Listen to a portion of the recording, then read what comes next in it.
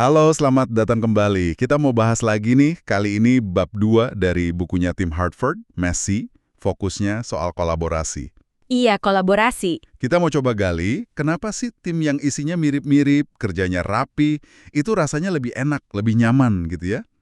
Betul. Tapi kok seringkali justru tim yang sedikit berantakan, yang isinya macam-macam orang, malah hasilnya lebih bagus. Nah, itu dia pertanyaannya. Anda mungkin pernah juga kan, ngerasa lebih klik kerja sama orang yang sefrekuensi. Tapi jangan-jangan, justru beda-beda itu yang bikin maju. Ayo kita lihat bareng. Oke. Kita mulai dari dua contoh yang kontras banget ya. Pertama, tim dayung 8 plus Inggris pas mau Olimpiade Sydney. Mereka ini bukan unggulan loh, Bukan ya? bukan. Jadi mereka nekat ngisolasi diri total. Pokoknya fokus ke dalam aja biar super kompak. Istilahnya apa tuh? Bonding social capital ya. Betul, bonding. Membangun ikatan ke dalam. Hasilnya emas. Nggak disangka-sangka. Nah, beda banget sama Paul Erdos, si matematikawan jenius itu. Erdos, si nomaden. Iya, nggak punya rumah, pindah-pindah terus, kolaborasinya sama ratusan orang, beda-beda bidang lagi.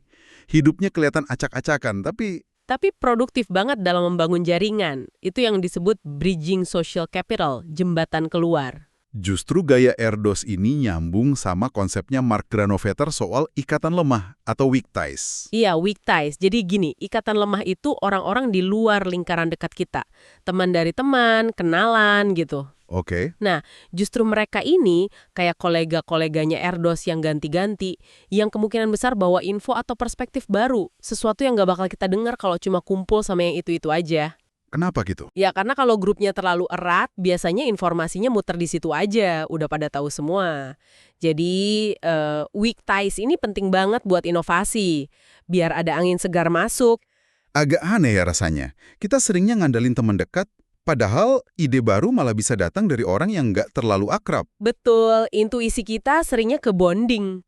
Terus gimana dong cara gabungin keduanya? Biar dapat kompaknya bonding, tapi juga dapat ide barunya bridging. Ada studi menarik nih di industri game komputer. Oh, yang itu ya, dari Devawan, Stark, sama Fedres? Iya, mereka neliti tim kayak gimana sih yang bisa bikin game sukses. Sukses kreatifnya, sukses juga jualannya. Dan ternyata jawabannya ada di keseimbangan. Tim paling sukses itu punya dua-duanya. Punya inti tim yang solid, saling percaya, kompak lah, bonding, Oke. tapi sekaligus punya banyak koneksi keluar, jembatan ke grup-grup lain, bridging. Mereka sebut strukturnya lipatan struktural, structural folds. Structural folds, jadi kayak terlipat gitu ya. Ada inti, ada jembatan. Persis. Intinya buat eksekusi yang mantap, jembatannya buat supply ide baru terus, biar nggak kejebak groupthink. Jadi nggak bisa cuma salah satu aja ya, idealnya kombinasi. Ini nyambung ke paradoks kinerja tim yang, wah lumayan bikin kaget sih. Gimana tuh? Ada eksperimen, mahasiswa disuruh mecahin kasus pembunuhan fiktif. Dibagi jadi dua jenis kelompok.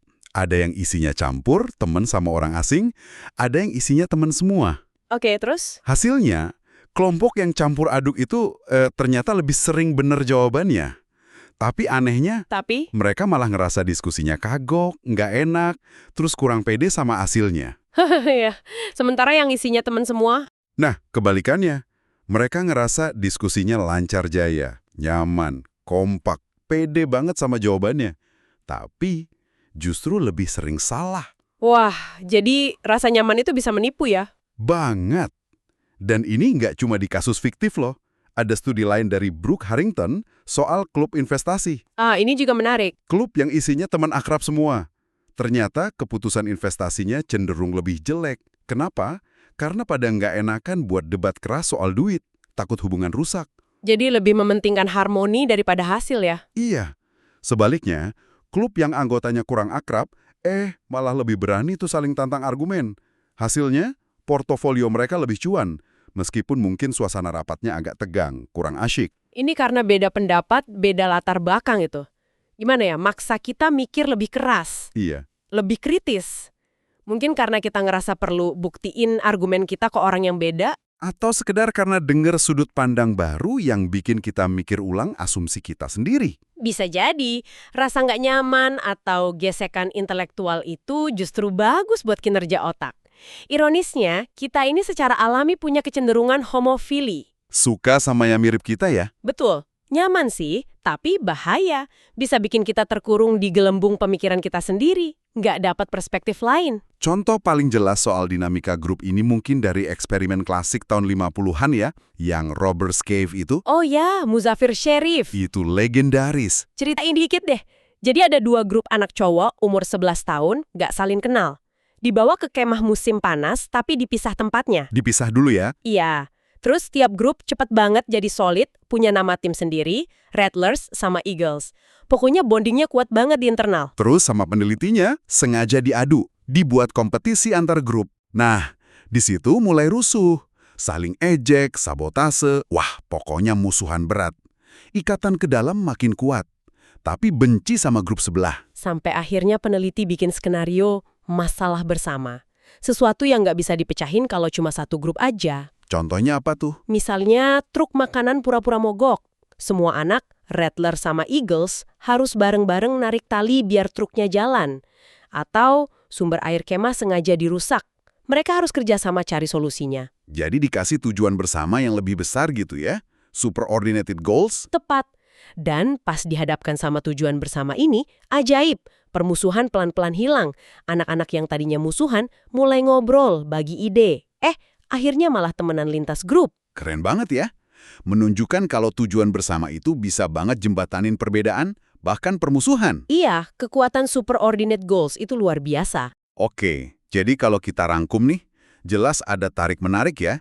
Antara enaknya kerja sama tim yang rapi, homogen, sama potensi hasil lebih bagus, lebih inovatif dari tim yang berantakan, karena isinya beragam. Dan kita cenderung milih yang nyaman secara alami. Betul. Nah, ini jadi pemikiran penutup nih buat Anda para pendengar. Silakan. Mengingat kita ini senengnya sama yang rapi, yang mirip, yang nyaman, gimana caranya ya kita bisa sengaja, secara strategis, masukin sedikit kekacauan yang positif ke dalam kolaborasi kita? Pertanyaan bagus. Gimana kita bisa rancang interaksi atau bahkan gesekan sehat antar orang atau grup yang beda, meskipun awalnya mungkin kagok, demi hasil yang lebih inovatif atau tujuan yang lebih besar? Mungkin langkah kecil apa gitu ya, yang bisa Anda coba di proyek berikutnya. Sengaja cari satu aja deh perspektif beda yang nantang cara pikir Anda selama ini. Coba direnungkan.